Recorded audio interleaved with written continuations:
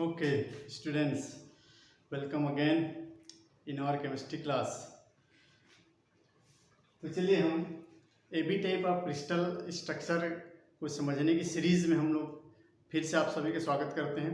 और अभी हम लोग देखते हैं जिंक सल्फाइड की संरचना। जिंक सल्फाइड भी A B type of crystal का ही एग्जाम्पल है, परंतु इसकी संरचना थोड़ी सी भिन्न होती है और वो हमको याद रखना है फिर से। ये FCC type of crystal lattice बनाते हैं। इसके जो यूनिट सेल होते हैं वो एफसीसी टाइप के होते हैं।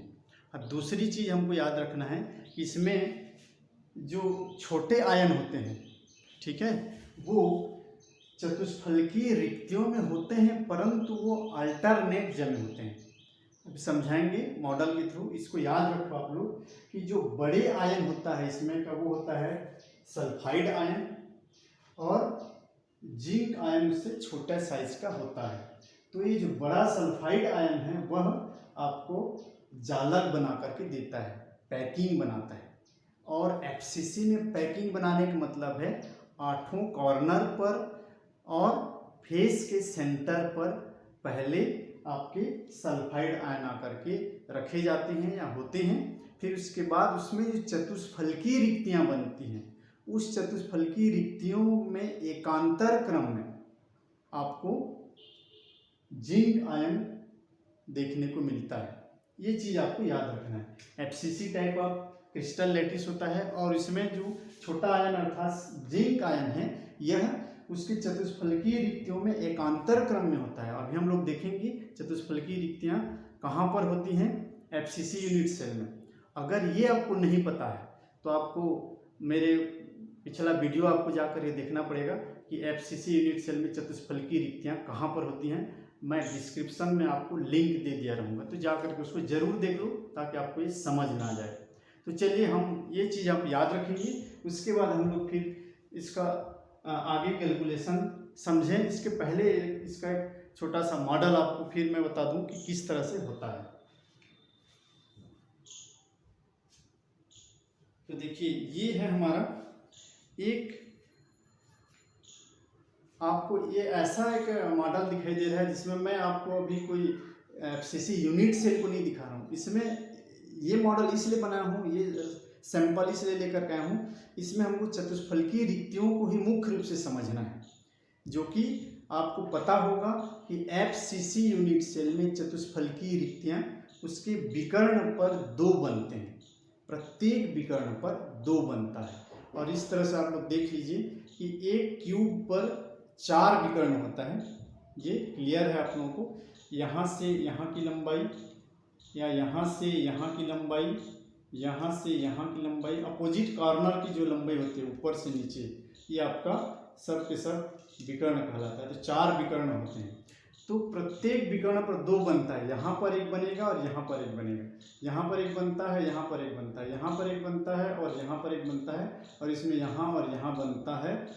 एफसीसी यूनिट सेल में रिक्तियों की संख्या आपको 8 मिलेंगी प्रति यूनिट सेल में, प्रत्येक विकर्ण पर 2-2।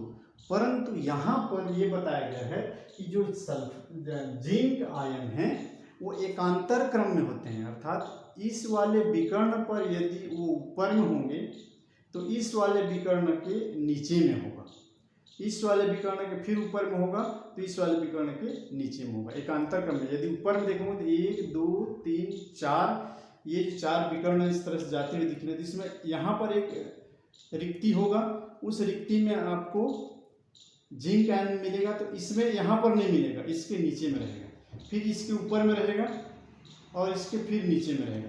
तो इसको एकांतर क्रम में यदि सिर्फ ऊपर को देखोगे तो इसमें है, यहाँ नहीं है, फिर इसमें है, फिर यहाँ नहीं है।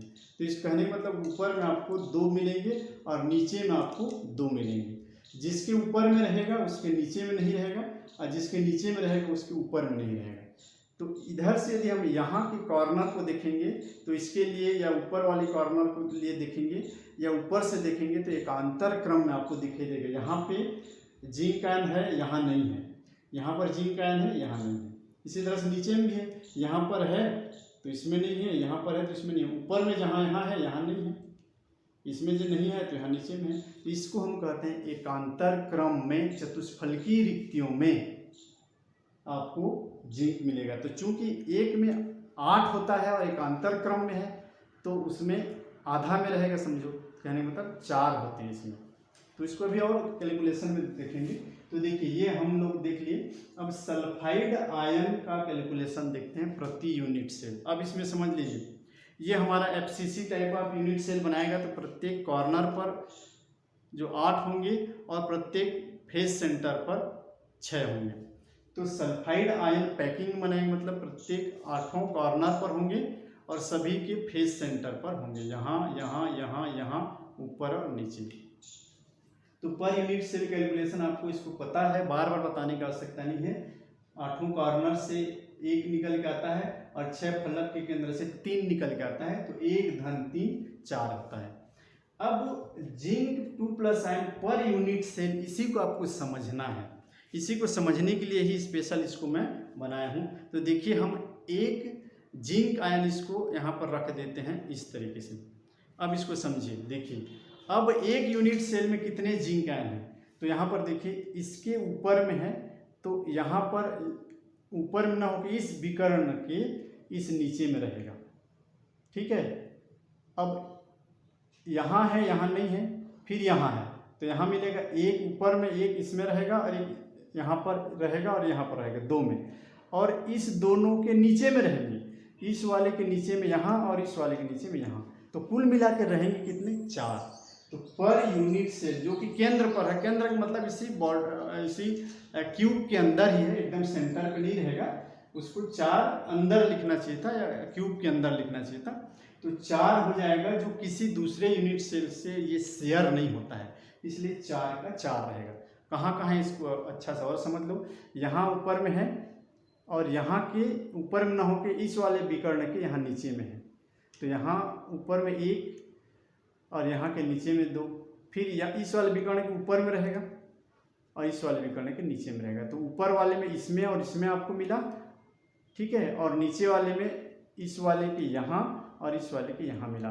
तो 1 2 3 और 4, तो 4 विकर्ण पर आपको एकांतर क्रम में है, इसलिए 4 आपको जिंक आयन इसमें रहेंगे। इसी को समझना इम्पोर्टेंट है, इस वाले के स्ट्रक्चर को समझने में। किताब में या बुक में लिखा रहता है या छपा रहता है, वो समझ में नहीं आता है, इसीलिए इसको आपके लिए बनाए हैं मैं, ताकि आपको क्लियर समझ में आ जाए, ठीक है। अब उसके बाद अगला हम लोग देखते हैं समन्वयन संख्या, कोऑर्डिनेशन नंबर। तो जिंक आयन कहाँ कहाँ पे है, यहाँ एकांतर क्रम में, तो इसका कोऑर्डिनेशन नंबर अब देखिए, इस वाले का कोऑर्डिनेशन नंबर कितना होगा। इस वाले यहाँ पर जो भी जिंक आयन है वो देखिए इस तरह से, हम यहाँ पर एक कॉर्नर पे एक बॉल होगा हमारा, इसको हम कॉर्नर का एक बॉल मान लेते हैं, चलिए इस तरह के, ठीक है। ये हमारा सल्फाइड आयन है, यहाँ यहाँ यहाँ यहाँ यहाँ यहाँ और यहाँ यहाँ यहाँ 8 कॉर्नर पर, सभी के फेस के सेंटर पर सल्फाइड आयन है। तो ये वाला जो हमारा जिंक आयन है कितने सल्फाइड आयन को टच कर रहा है, क्योंकि ये जो है हमारा, ये इस वाले फलक के केंद्र पर स्थित बॉल, इस वाले फलक के केंद्र पर स्थित बॉल और इस वाले फलक के केंद्र पर स्थित बॉल, तीनों उभयनिष्ठ इस कॉर्नर के तीनों फलक के केंद्र के बॉल और ये वाले बॉल, ये चारों के टच में है। इसको पिछला बताया भी गया था कि इसमें लगा करके आपको बताया था मैं, यहाँ यहाँ और यहाँ। तो चतुष्फलकीय रिक्तियों में है, इसका मतलब ये समझिए कि 4 बॉल के टच में है, सिंपल है। चतुष्फलकीय रिक्ति में है मतलब 4 बॉल के टच में है।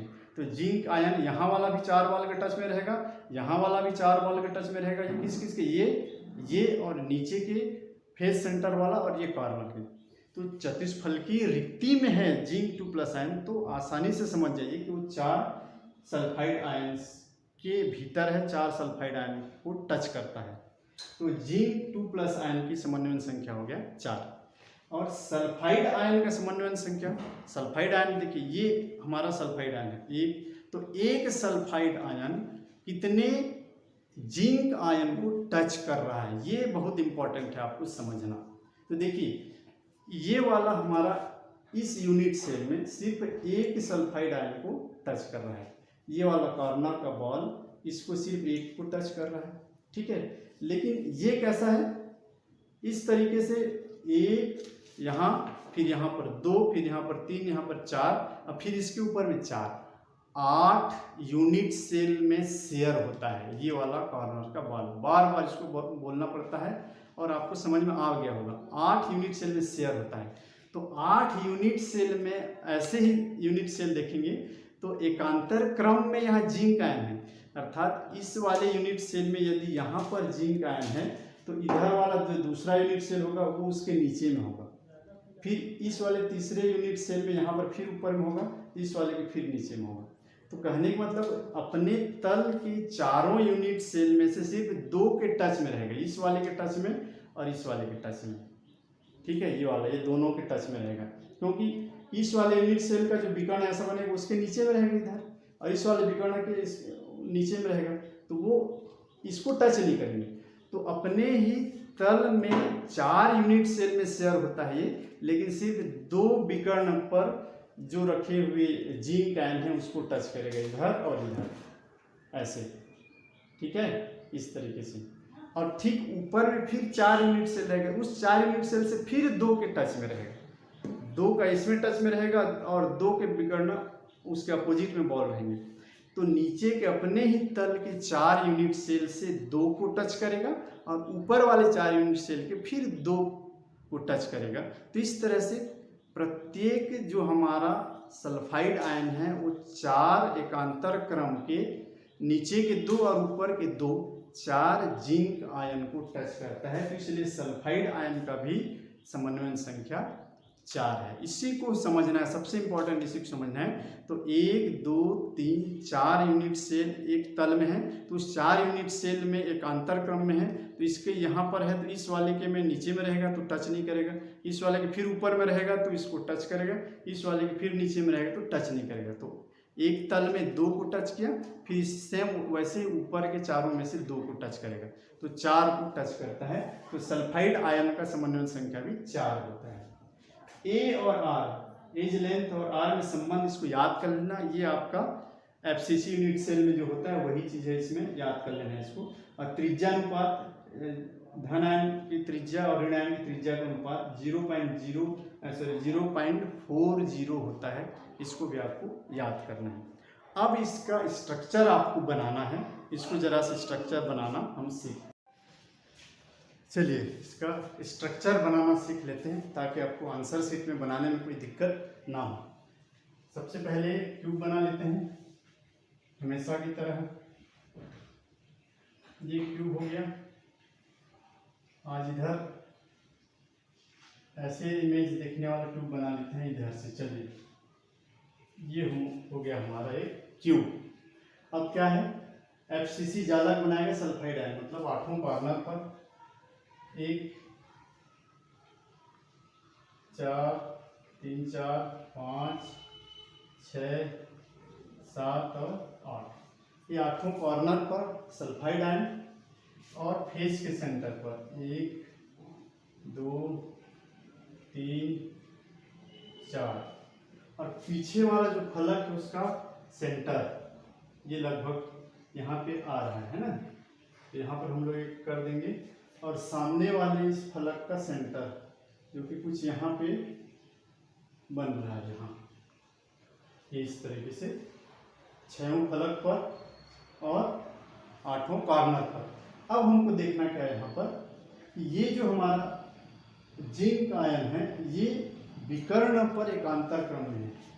ठीक है, ये वाले विकर्ण कहाँ पे टच करेगा, ये इसको टच करेगा, यहाँ ये है इसका विकर्ण, ये लंबाई हमारा विकर्ण है। तो इस वाले के मान लो यहाँ पर है एक जिंक आयन, इसको क्रॉस कर दिए।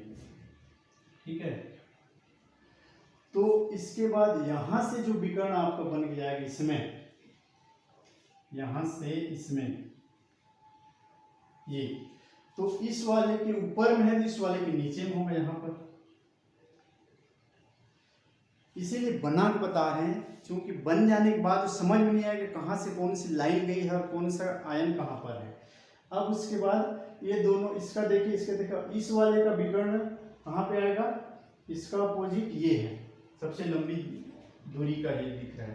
तो यहाँ से हमको यहाँ पर जाना पड़ेगा, ठीक है, कुछ इस तरीके से इसी में हमको जाना है ऐसा।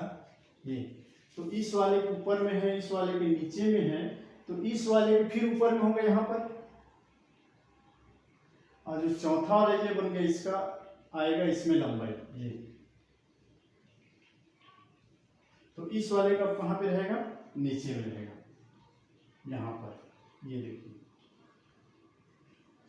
ये इस वाले विकर्ण पर यहाँ ऊपर में है, तो इस वाले ये वाले विकर्ण पर यहाँ नीचे में है, फिर इस वाले विकर्ण के फिर ऊपर में है, इस वाले विकर्ण के फिर नीचे में है। तो इस तरीके से हम इसको बना सकते हैं। इसको हम लोग ये सिंबल जो लिया गया है वो सल्फाइड आयन के लिए लिए हैं, और ये जो क्रॉस अंडर सर्कल लिए हैं ये हमारा Zn2+ आयन के लिए लिए हैं। तो इस तरीके से हम इसका एक यूनिट सेल को बना सकते हैं। तो जब तक इसको बना के ना दिखाया जाए आपको समझ में नहीं आएगा, तो इसको समझ लो और इसको अच्छे से प्रैक्टिस करके आपको बनाना है। तो इस तरह से हमने आप अच्छे से सीखा कि जिंक सल्फाइड की क्रिस्टल स्ट्रक्चर किस प्रकार का होता है, उसमें कौन कौन सी कैलकुलेशन क्या है जिससे हमें एक कंप्लीट आंसर मिल सके, और उसको किस तरह से हम लोग ड्रा कर सकते हैं। तो आज के लिए बस इतना ही, मिलते हैं फिर अगले वीडियो में। तब तक के लिए गुड बाय, गुड लक।